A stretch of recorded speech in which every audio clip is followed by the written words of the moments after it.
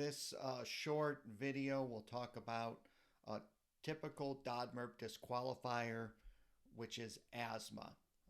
And so I'll walk you through why you would be disqualified for asthma and what you can do in order to determine if you indeed should say yes to asthma on the questionnaire, and how to obtain a waiver for asthma, or to do everything you can to obtain a waiver. Next is the steps to navigate the DODMERB minefield, as I call it. So first is you'll review the 164 questions, right, that you're going to be asked on the survey. The survey is when you start the DODMERB process. You'll be required to fill out these 164 questions.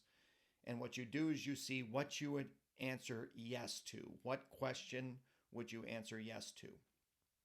Any question that you might answer yes to, you will look in the Department of Defense Medical Standards, the DOD Instruction 6130.03, and see if the condition would be disqualifying. If the condition is not disqualifying, you need to determine if you should report it.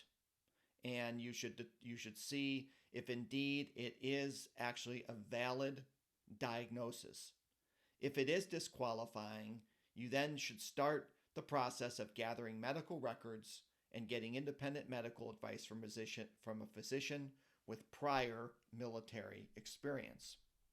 And I'll talk about all of these here in the subsequent slides. So, for asthma, it is question number 22 on the survey of the 164 questions. And all it says is asthma, and you say yes or no.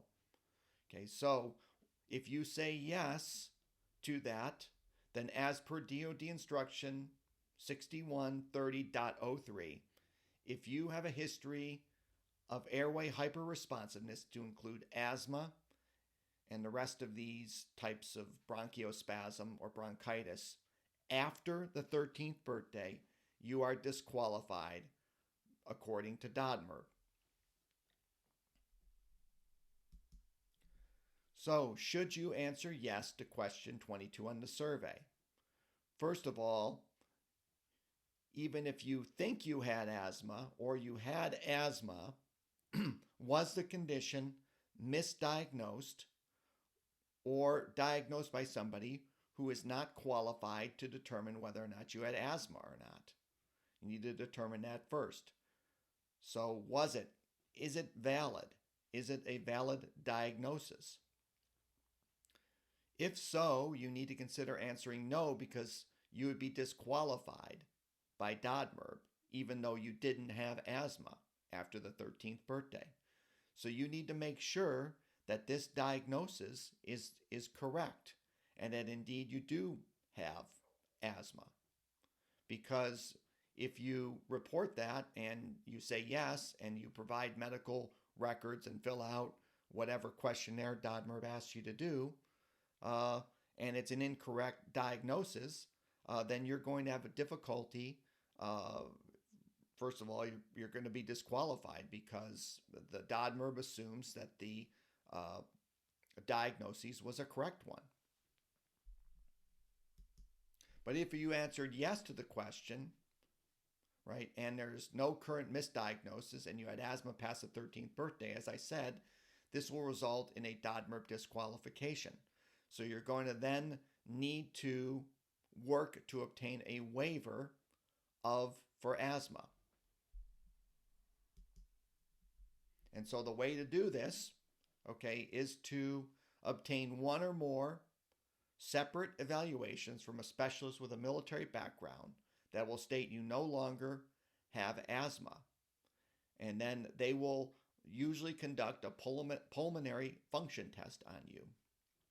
And then what they can do is they can write a letter as well as provide their medical documentation. And that documentation then will be submitted to DODMERB.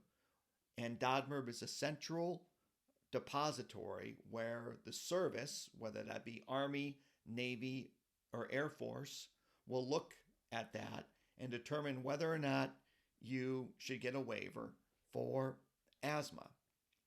So how do you find one of these people with military background, retired military, etc.?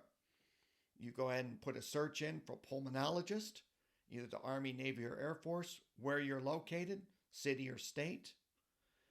You can say retired lieutenant colonel, colonel, or captain, and then see what comes up.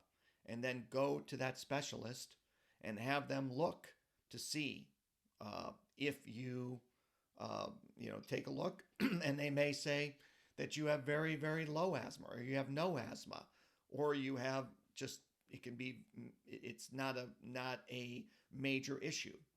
So then what you can do is you can submit that paperwork, and the waiver authority then will look at that paperwork and determine whether or not you deserve a waiver based on that your condition is not an issue or is very, very minor. But the only way that you can do that is to get separate evaluations and provide those evaluations to the waiver authority through DODMERB. Keep in mind that the waiver decision is based on the needs of the service. A waiver for one service, so the Army could waiver off an asthma determination. The Air Force may not. It depends on the needs of the service, how many people are applying for that specific year, and whether or not they need more people, or the way that they look at asthma. The more valid evaluations you have from credible specialists with a military background, in my opinion, the higher chance that you have of a waiver, as long as the asthma or issue that you have is minor and that the military specialist believes that it will not affect your military service. And the only way that you do that is to go to a specialist that can do that. And so you do those medical exams, submit the information so that the waiver authority can make a decision on that armed with the best information from people who know and have served in the military.